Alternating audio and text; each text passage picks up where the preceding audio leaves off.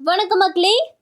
ரொம்ப நாள் நல்லா இருக்கணுங்க அப்படின்னு சொன்னால் மட்டும் போதாது. ஆரோக்கியமான உணவுகளை நீங்கள் தேடி தேடி எடுத்துக்கணும்.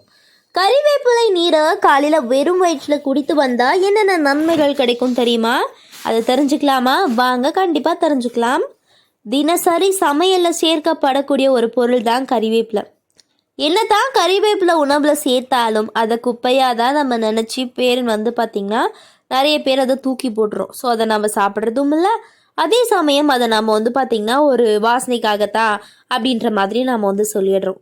ஸோ ஃபஸ்ட்டு விஷயம் என்னென்னா, எந்த மாதிரியான உணவுகளில் என்னென்ன ஆரோக்கியங்கள் இருக்குது அப்படின்றது தெரிஞ்சுக்கணும் அப்படின்னு சொல்கிறாங்க.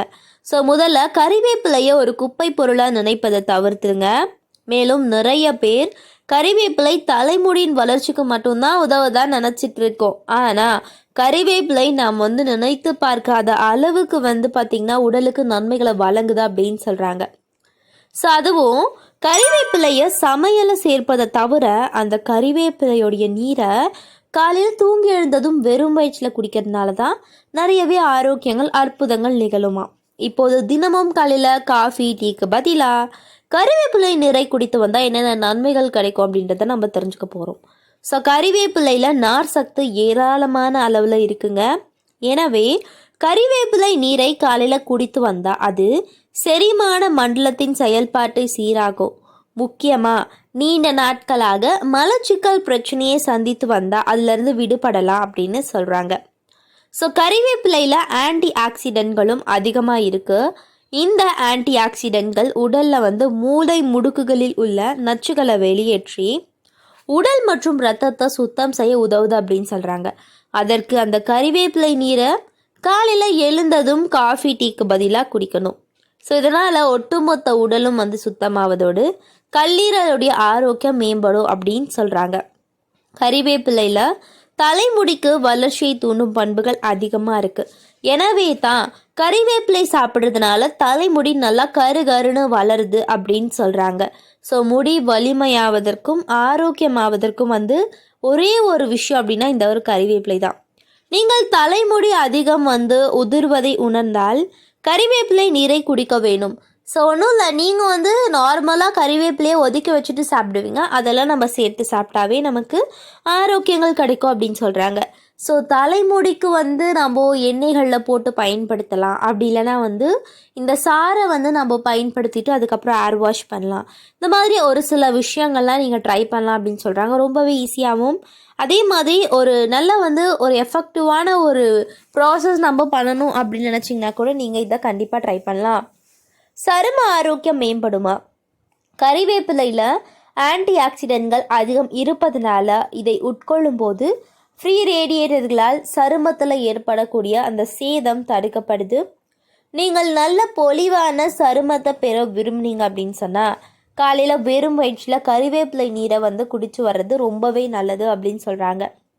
ஸோ கறிவேப்பிலையில் இரத்த சர்க்கரையை கட்டுப்படுத்தக்கூடிய பண்புகள் இருக்குது. எனவே சர்க்கரை நோயாளிகள் காலையில் காஃபி டீக்கு பதிலாக கறிவேப்பிலை நீரை குடித்து வந்தால் இரத்த சர்க்கரை அளவை பார்த்திங்கன்னா சமநிலையாக பார்த்திங்கன்னா பராமரிச்சுக்கலாம் அப்படின்னு சொல்கிறாங்க.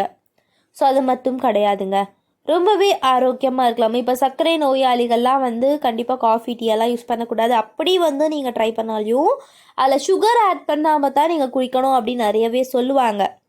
ஸோ அவங்கெல்லாம் என்ன பண்ணிவிடுங்க, காஃபி டீயை ஃபுல்லாக அவாய்ட் பண்ணிவிடுங்க. நீங்கள் இந்த மாதிரி கறிவேப்பிலை தண்ணீரோ சீரக தண்ணீரோ சியாவதைகளோ ஏதாவது ஒன்று பயன்படுத்தலாம். ஸோ கறிவேப்பிலையோ ஒரு 10 எடுத்துக்கோங்க, அதாவது ஒரு 10 இலைகளோ அதுக்கு மேலே கூட நம்ம எடுத்துக்கலாம். நல்லா கொதிக்க வச்சுட்டு அந்த தண்ணீரை வடிகட்டி குடித்தாவே போதும். இதுவே போதுங்க, நீங்கள் வேறு எதுவுமே பார்த்திங்கன்னா பயன்படுத்தணும் அப்படின்ற அவசியமே நமக்கு கிடையாது அப்படின்னு சொல்கிறாங்க. ஸோ அது மட்டும் கிடையாது, உடலுக்கு பல்வேறு ஆரோக்கியம் தரக்கூடிய விஷயங்களில் பார்த்திங்கன்னா இந்த ஒரு கறிவேப்பிலையும் ஒன்று அப்படின்னு தான் நான் சொல்லுவேன். ஸோ காலையில் எழுந்ததும் ஒரு டம்ளர் கறிவேப்பிலை நீரை வெறும் வயிற்றில் குடித்து வந்தால் உடலில் மெட்டபாலிசம் அதிகரித்து கொழுப்புகளை எரிக்கும் அந்த செயல்முறை துரிதப்படுத்தப்பட்டு வேகமாக உடல் எடையை குறைக்கலாம் அப்படின்னு சொல்கிறாங்க. ஸோ கறிவேப்பிலையில் நார் சத்துக்கும் அதிகப்படியான வைட்டமின் சி அதிக அளவில் இருக்குது. அதோடு சத்து வாய்ந்த ஆன்டி ஆக்சிடென்ட்களும் இருப்பதனால இது நோய் எதிர்ப்பு மண்டலத்தை வலுவாக்கும். உங்களுடைய நோய் எதிர்ப்பு மண்டலம் ஏற்கனவே பலவீனமாக இருந்துச்சு அப்படின்னு சொன்னால் கறிவேப்பிலை நீரை காலையில் வெறும் வயிற்றில் குடிச்சுவாங்க. இதனால் ஒரு நல்ல மாற்றத்தை நம்மளால் காண முடியும் அப்படின்னு சொல்கிறாங்க. ஸோ அது மட்டும் கிடையாது, கெட்ட கொலஸ்ட்ரால்லாம் குறைஞ்சிருமா. முக்கியமாக கறிவேப்பிலை உடலில் உள்ள கெட்ட கொலஸ்ட்ராலை குறைத்து இதய ஆரோக்கியத்தை மேம்படுத்த உதவுது. ஸோ உங்களுக்கு கறிவேப்பிலை மென்று சாப்பிட பிடிக்கல அப்படின்னு சொன்னால் கறிவேப்பிலை நீரை குடிக்கலாம். இதனால் உடலில் உள்ள கொழுப்பு குறைந்து இதய பிரச்சனைகளும் தடுக்கப்படும் அப்படின்னு சொல்கிறாங்க. ஸோ ஒரு கையளவு கறிவேப்பிலை எடுத்துக்கொள்ளுங்க. பின் ஒரு பாத்திரத்தில் 1 டம்ளர் நீரை ஊற்றி அடுப்பில் வச்சு நல்லா கொதிக்க வச்சுருங்க.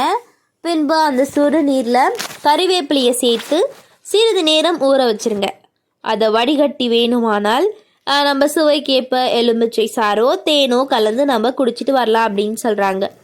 ஸோ ரொம்பவே ஆரோக்கியமான ஒரு விஷயம் அப்படின்னு சொன்னால், அதாவது ஒரு கஷாயம் மாதிரியும் இல்லை, நீங்கள் நார்மலாக கொதிக்க வச்சு வார்ம் வாட்டர் மாதிரி நீங்கள் பயன்படுத்திக்கலாம். அதில் வேணும்னா நெல்லிக்காய் ஆட் பண்ணிக்கலாம். இது மாதிரி ஒரு சில விஷயங்கள் நீங்கள் உங்களுடைய சக்திக்கு ஏற்பவும் அதே சமயம் எதெல்லாம் உங்களுடைய உடம்புக்கு செட் ஆகும் அப்படின்றதும் நீங்கள் பார்த்து பயன்படுத்திக்கலாம் அப்படின்னு சொல்கிறாங்க. ஸோ ஒரு சிலர் கேட்கலாம், தினமும் கறிவேப்பிலை சாப்பிட்றது நல்லது தானா அப்படின்னு சிலர் கேட்குறது உண்டு. நல்லது தான், ஆனால் நம்ம அளவுக்கு அதிகமாக பயன்படுத்துறதும் நல்லது கிடையாது அப்படின்னு ஒரு சிலர் சொல்கிறாங்க.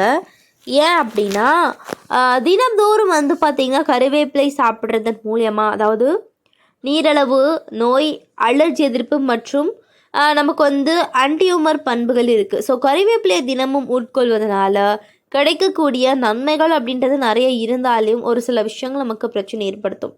ஸோ கறிவேப்பிலையில் ஒரு ஊட்டச்சத்து ஆற்றல் மையம் அப்படின்னு சொல்கிறாங்க. இதில் வைட்டமின்களான vitamin A, vitamin B, vitamin C மற்றும் வைட்டமின் இ மற்றும் இரும்பு சத்து, கால்சியம், பாஸ்பரஸ் போன்ற தாதுக்கள் இருக்குது.